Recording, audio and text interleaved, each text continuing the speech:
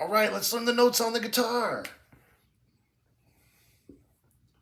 This is your 6th string, 5th string, 4th string, 3rd string, 2nd string, 1st string.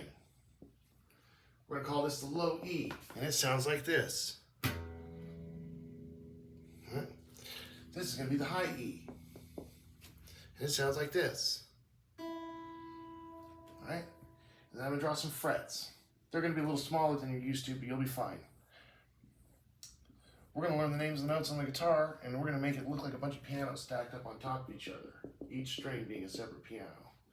On my guitar, there's some dots. Make sure you put the dots on your guitar in the appropriate spot. There's an E note right here. There's an E note here.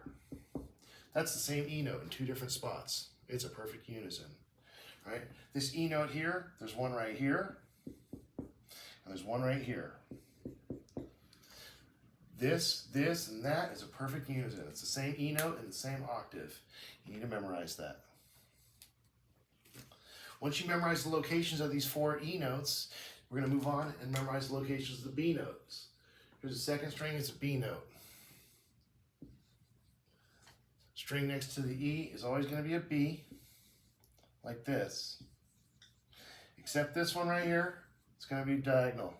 The reason for that is that these upper 2 strings have been loosened 1 fret in comparison to the rest in standard tuning. This is to enable you to play the E chord, right? So, and bar chords, right? So that's why these 2 have been moved down. And as a result, you're going to see your E over here instead of where you would expect it right there. There's one more B note we got to remember. This is an E string, there's a B right here. This is an E string, there's a B right here. Right? When you look at a piano keyboard, you're going to see that every E has an F right next to it with no black key in the middle, and it's the same thing with B and C, right next to each other, right?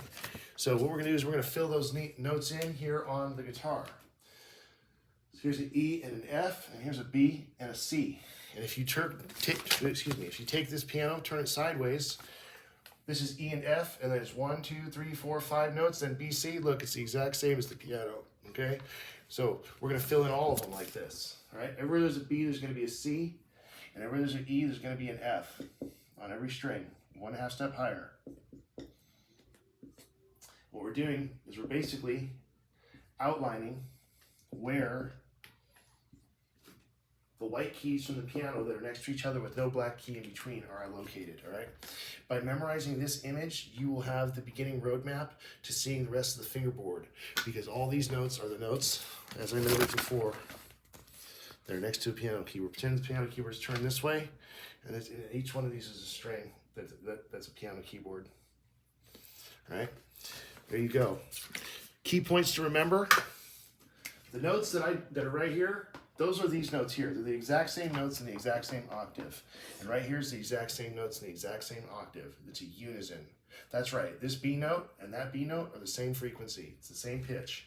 All right? It's a perfect unison. All right? These notes right here, same notes, same octave. It's a perfect unison.